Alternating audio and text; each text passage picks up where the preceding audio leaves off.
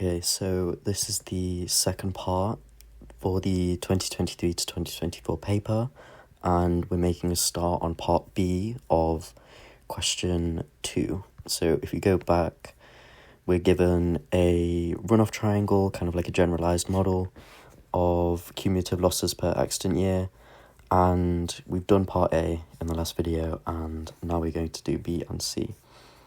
So we want to briefly describe the procedure to calculate reserve requirements via the average cost per claim model, and we don't need to have any detailed mathematical formulas. So we want to start with our cumulative payments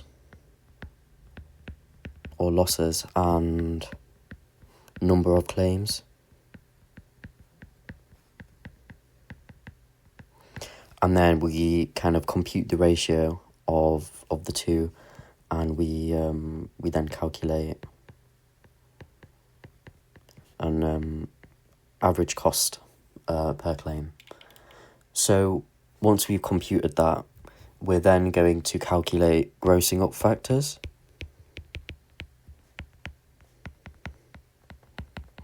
Or development factors, just this method calls them grossing up factors, and we take the ultimate figure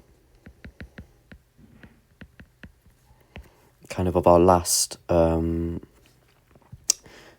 we remember our I plus j less than n, so we remember for that first accident year and the final development year, we say that that's going to be the ultimate figure for that accident year, and the ultimate figure will be kind of 100% of the average cost per claim.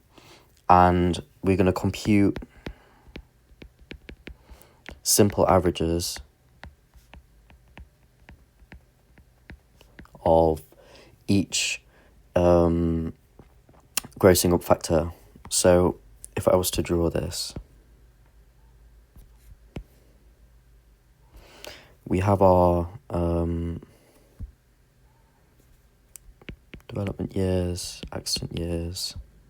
So this is 0, do 4. Oh.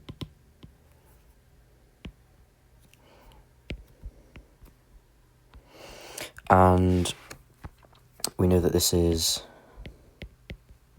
C00 and so on. And this is 01 and so on.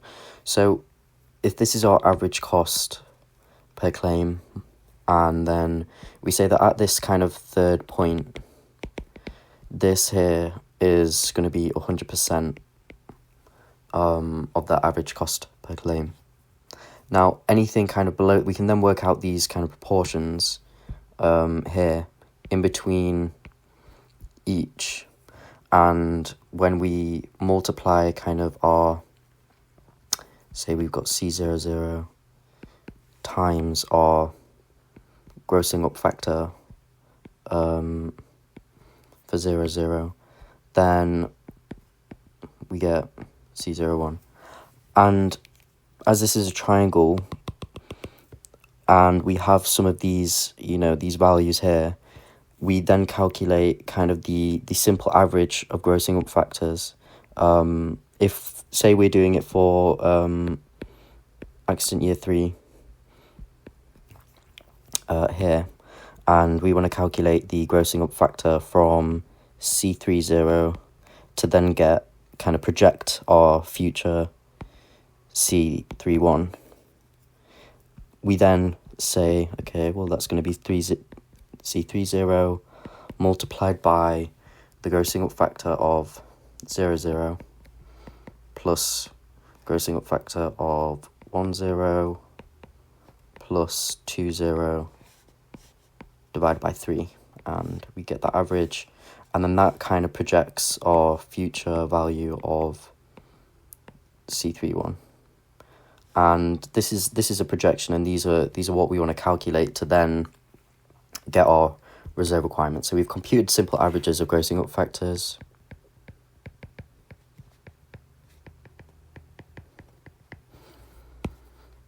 Just realised that's a C, it should be a Y. And we are projecting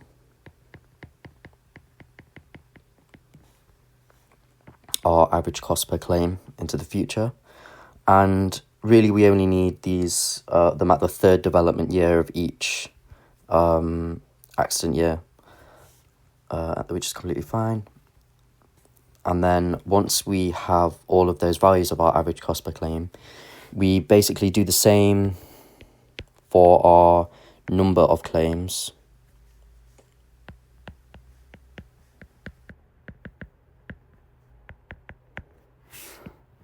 So we're projecting that using the same kind of grossing up factor method.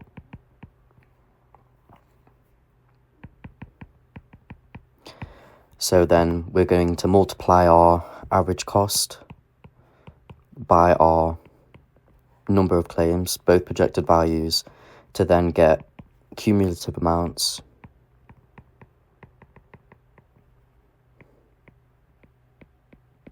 And the difference between all of those cumulative amounts and the amounts that we've already paid is then going to be our reserve requirement. So we can just say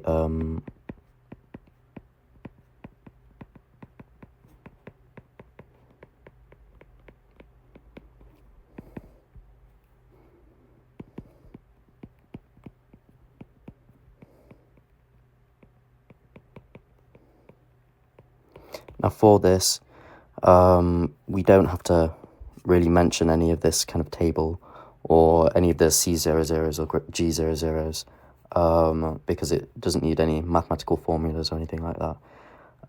So we, that's about 5 or 6 steps, which is quite straightforward.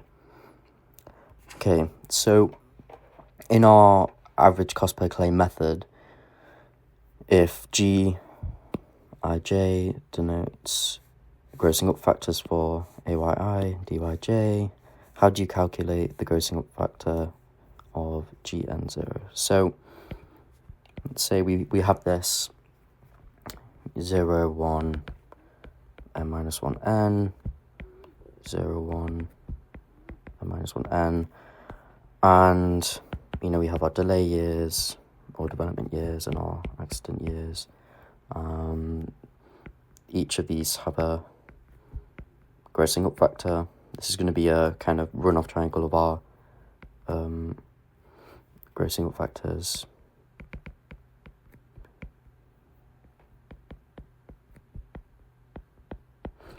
And let's say that we don't have the grossing up factor of this, because we're only provided the first kind of value of our accident year N and development year 0 and the amount of claims in that.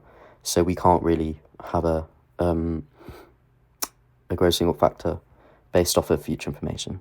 So we're then going to kind of create a simple average, as mentioned earlier. So we're just going to say that GN0 is going to be equal to G00 plus G10 plus G ... or if you just want to put a ... that's completely fine, plus Gn minus 1, and that is going to be all the way divided by n, because we have n grossing up factors, and that's just the simple average of all previous grossing up factors for that development year. Okay, question 3. This is split into 2 parts, both of equal sizes, so we'll just jump straight in and we will go to part A. So this is more of kind of like a using notation rather than actual, calculating. We're not using our calculator for this first part. So let's say, we know that 1 plus RK is distributed logarithmically with mu and sigma squared, and we don't have those values, so we're just going to use them as they are. And in our formula booklet, we know that the expected value of 1 plus RK is equal to E to the power of mu plus a half sigma squared. So this is accumulated value of all the investments, and this is a series of investments, not just an initial investment of 5. So the expected value of our accumulated annual investments, so 3 years, so that's going to be 3 individual payments, and at times 0, 1, 2, and each of them have a interest rate, and they're the same payment. So it's going to look something like 5 times, so I like to kind of work backwards. So I say that, in the last investment is only going to have an interest rate, of E1 plus RK. And then the year before that, it's also going to be, if we want to, we can specify a bit more and say R3. So the investment before that is then also going to have, have E of 1 plus R3, but it's also going to have E of 1 plus R2. And then, our first year is going to be gaining interest for 3 years. So this is going to be E of 1 plus R3 times E of 1 plus R2 times E of 1 plus R1. Ignore my horrible writing here. Big bracket. And so we can simplify that down because we're given kind of all the interest rates are independent random variables, and they all have the same expected value. So essentially, it's going to be 5 times E mu plus a half sigma squared, and then we're gonna square that for our second thing, which is essentially just 2 mu plus sigma squared, and then 3 mu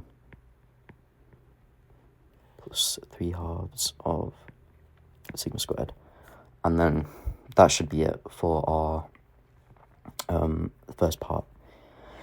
So now we're given some actual values of mu and sigma, and we want to calculate the probability that the accumulated value at time t equals 3 of only the investment made at time t equals 0, say S3, is at least the expected accumulated value of S3. So this one is, I think, a bit interesting, but the way that I kind of thought about this is that our expected value of S3, we're going to have something like, in fact,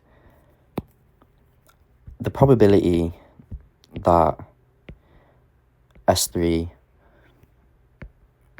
is kind of going to be, so at least the expected value, accumulated value, so it's going to be greater than or equal to the expected value of S3.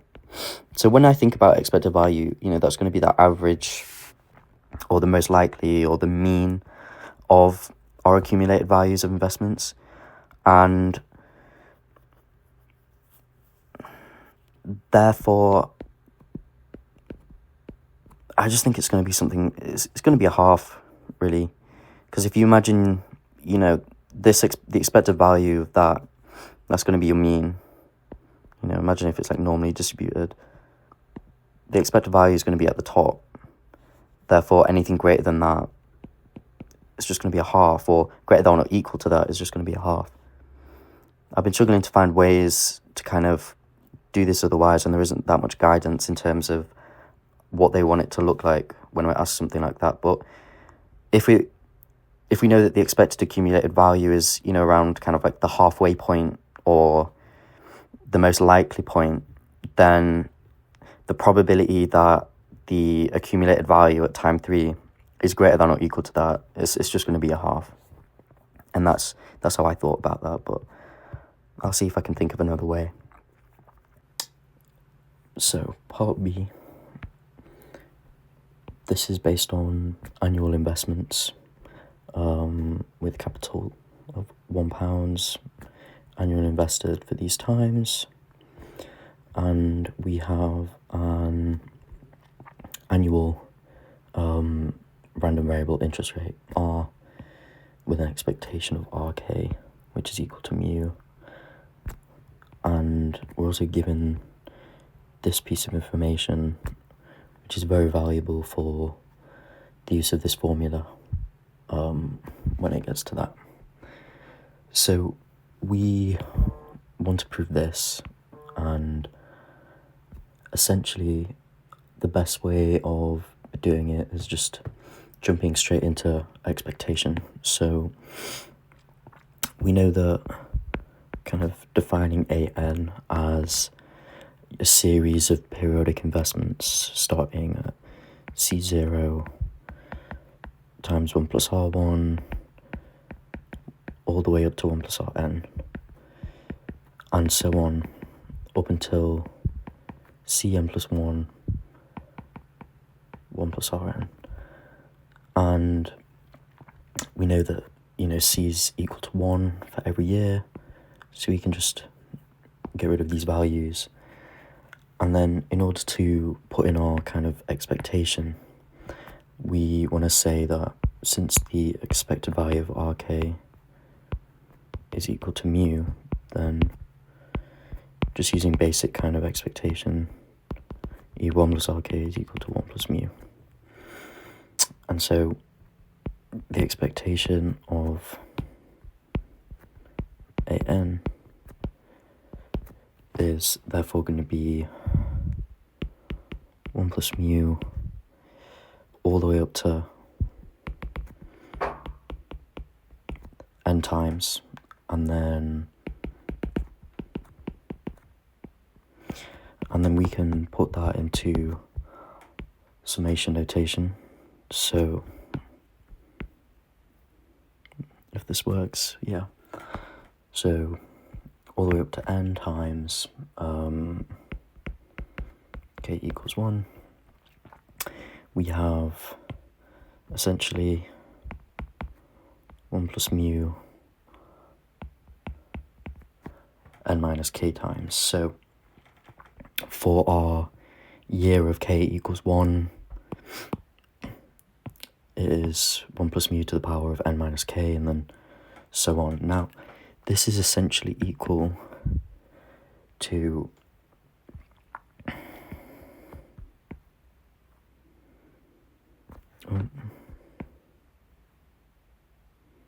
n of 1 plus mu k minus 1,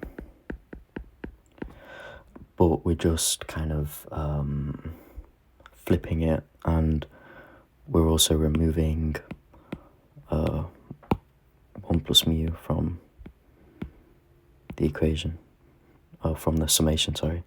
And so essentially we've taken this out and we've just divided each of these. So essentially this then becomes 1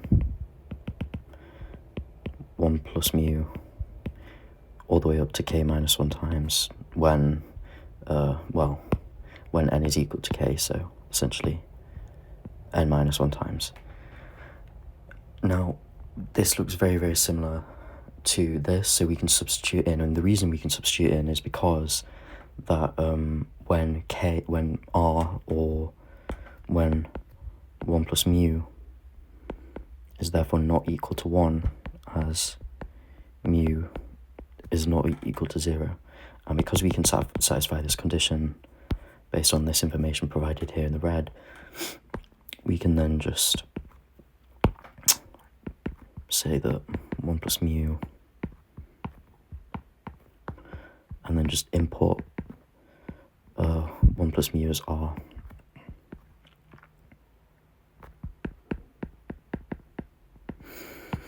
And then we just rearrange this, and the denominator will then be negative, so that we can switch around the top parts.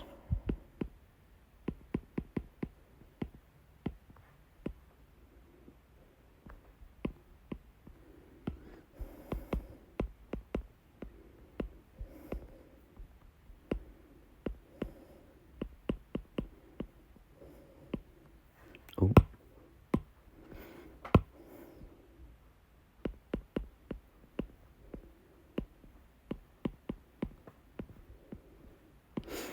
And then there we have it. This part is very important to mention, otherwise we'll lose marks. Other than that, it's a very straightforward way. I think, this step might be a little bit strange to kind of understand, but if you kind of write them out, this way, and then kind of break it down, into what are we essentially saying, and essentially by converting this into this, I'm taking out 1 plus mu as a factor, and then I'm basically saying that this term that was last here in this sum is going to go first, and then this term that was last here was going to go last. You're essentially just flipping this this kind of sum here and the terms to then get it in the way that we want. So yeah.